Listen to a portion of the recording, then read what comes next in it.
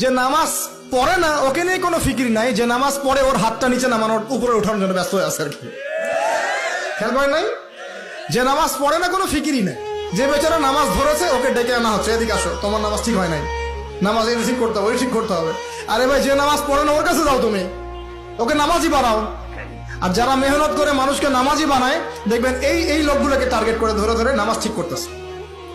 যুক্তিও আছে আবার। যুক্তিটা কি বলছে?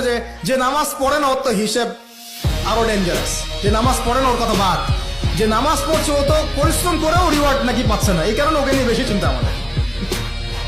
তো আসলে যে ইবলিসই কিয়াস, ইবলিস একটা কিয়াস করছিল না, যে আমাকে আগুন দিয়ে সৃষ্টি করেছেন আর এই যে আদমকে মাটি দিয়ে সৃষ্টি করেছেন, আমি কেন ওকে চেষ্টা করবো? এই কিয়াসগুলো বাতিল কিয়াস।